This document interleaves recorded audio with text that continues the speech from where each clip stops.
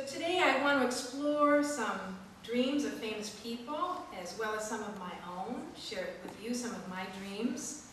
And I hope that you can leave this place and with more of an instinctual yearning to honor your dreams as sacred gifts. We have many global problems that we know about. And we have wars, destruction of the earth, poverty, injustice. And many of us wonder and worry about the very survival of our species. Some of the most basic understandings of what dreams are is that dreams are a kind of rehearsal for survival. So we need to honor and listen to our dreams now, I think, more than ever, because I know intuitively that they are trying to provide us with wisdom for us both individually and collectively. It's a biblical wisdom, yes? Without a vision, a people perish. To dream, to have visions, to be creative, to imagine something different. These are the ways that we often can find solutions to what seem to be insoluble problems. Now, historically, dreams have always been explored for many religious questions. You know, what is the meaning of life? Is there a God? What happens to me after I die? What are the ways that we can learn to live in justice and love with one another? Now, there are some dreams that are big dreams, religious dreams. Some seem to be very psychological in nature. There are many different kinds of dream, but many of us believe that all of them come for our psycho-spiritual healing and wholeness. Dreams give us a chance to play, to interact with different kinds of characters, go to faraway places, have wild adventures, face many of our fears. And sharing our dreams with others is something that can be a lot of fun. It can be very inexpensive or free, and there are blessedly very few instructions that can go along with it. We get to know, as we look into our dreams, our unconscious self. That's the psychological term for the parts of ourselves that we don't know. And this is the part, some calling the shadow, that can get us into a lot of trouble, the parts that we don't know about ourselves. But also there's a bright shadow, the parts of ourselves that are so much grander, so much more talented, so much more generous and gifted than our conscious minds can conceive of. And this bright shadow is the one that will come and gift us our full potential in our dreams. Now, I am downright evangelical about dream groups, because dream groups are a place where we share many of the parts of ourselves that we don't know about ourselves. And it's a very courageous kind of endeavor to do that. And when you experience that people love you anyway for having these mysterious, dark, fearful places within you, and as you bear witness with others who share their innermost selves, their deepest souls with you, there's a kind of intimacy that can be developed very rapidly. I'm amazed. First time people will get together, first time they get to know each other, after about an hour, they're feeling closer than sometimes people do, having worked at other endeavors for many years. I also am now leading Skype dream groups. Now I have on my Thursday night Skype group, we have people from Las Vegas all the way to Saudi Arabia. This gives me great hope for our planet, that we can intimately share the deepest parts of ourselves with people all over the world. So at 7 o'clock in California, we have a dream member who is joining us at 6 o'clock, and she's having her morning coffee with us, Saudi Arabian time.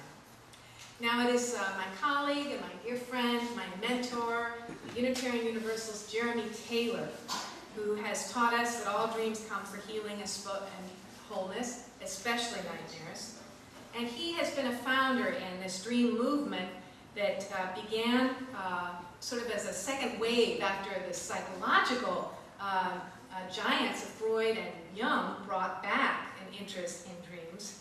But Jeremy Taylor and others like them have offered dreams and dream honoring and dream groups and workshops and what have you to the rest of us, not just neurotic people who are mentally ill that are being treated for mental illness, but for everybody. And it's something that all of us can use to get to know ourselves better. Now, dreams have been a part of every culture and every religion for the entire history of the planet. And doing dream work, we develop this language of myth, symbol, and metaphor that many of us are hungry to speak and listen in. I believe that there's a lot of interest right now in dreaming because we are all seeking a more authentic way to live and engage with religious symbols, meanings that we can't find in more traditional, institutional religious communities, or in many aspects of the field of psychology and much of its foundation in science. We yearn to transcend the barrenness of scientific rationality and live again in the world of creativity and imagination. And there is no better place to begin doing this than in honoring our dreams. To imagine means to see an image. And every night we are given numerous images that we can dive into, swim, eat, nourish our souls.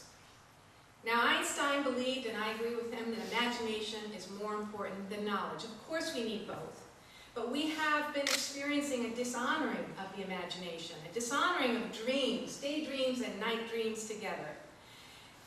And we have people, I don't think he's alive anymore, but there was a local Nobel laureate who I had the opportunity to meet once, Sir Francis Crick, who did a lot of brain research. He called dreams recycling of neurologic garbage. So there are people who are passionately against the idea that dreams can bring us great self-knowledge and collective wisdom. Descartes is credited with being the father of science, and he supposedly proved that dreams can no longer be taken seriously. But the honest fact about this is that he actually was a very big dreamer and kept a dream journal. Go figure. Descartes, the father of modern science in the 17th century, he is given credit as convincing the world of a materialistic worldview, which of course now quantum physics has challenged. But the worldview of materialism and rationalism has still many effects in the way many of us live and think.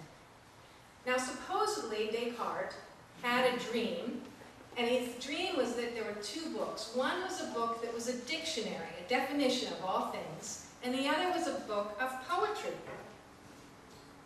In his dream, he picks the book of poetry because he believes that the blending of philosophy and wisdom are going to be much more helpful in people in leading meaningful lives. Now, isn't that odd that he picked it in his dream and that his whole life is in fact picking the other book? So, you know, it's a very odd thing that this man who's credited for turning our world against dreams 300 years ago had this very dream that he chose for himself the other way. Now, there are so many religions that have honored dreams and used them as spiritual practice. You know what they are. They go on and on. They're, you know, in Hinduism, Buddhism, Christianity, and Judaism. In Islam, of course, Muhammad began Islam with his dreams. We have many other religions that have had less written record of them, but in African traditions, in the Pacific Islands, in Aboriginal traditions in Australia, and here in all of the Americas, the Native Americans all historically have been honoring dreams. And even people are projected in cavemen times and women times were honoring their dreams as well. Now, recently I read a wonderful book by Roger Kamenetz, The History of Last Night's Dream, and he talks a lot in this book about a very famous dream that we read, Linda read for us this morning, Jacob's Ladder. So many of you, I'm sure you've heard of this famous story in this dream, right? And seen artwork. William Blake has a beautiful painting. Are many of you familiar with this? You know about the famous, yes, okay, so this is a very famous in the Jewish Bible. And I was reading this book about this dream, and during the time that I was reading it, I myself had a ladder dream. I thought that was pretty synchronistic, and I thought I'd share the dream with you. I'm dreaming, I entitled it, by the way, Cliffhanging. I am dreaming that I'm hanging on rock cliffs up in Yosemite Valley, but I'm facing out for some reason. And there's a man to my left on the ground talking to me, and we are considering how I should get down. We discuss the fact that if I fall, I would get hurt, where it's about 10 feet down. Then I get a great idea. A ladder! I ask him to get me a ladder, and I hope I don't fall before he goes to get it and comes back. Now there was more to the dream, but let's stick with this piece. I got up and I practiced what I preached. I got up and I wrote the dream down, but I also drew it because, as Carl Jung says, often our hands know how to solve a riddle which our intellect has wrestled with in vain. And as I was drawing this picture of myself in this rock, I realized, sort of this feeling of being, against up against a rock in a hard place, that I was out in this odd manner, standing like this. And then it looked almost like I was crucified. Usually when you think of cliff hanging, I think of people that are going up the mountain, but for some reason I'm facing out. And then I looked at that posture, and I realized that I had been feeling somewhat tortured by several issues in my life, and very fearful, very fearful. I think that it was showing me that this cliff hanging was a metaphor for my not being able to move in my life, not being able to make the right move that I felt would lead me to safety. And also it seemed to imply a kind of climatic point in the story of my life, that I'm cliff hanging, and the story is just about ready to unfold.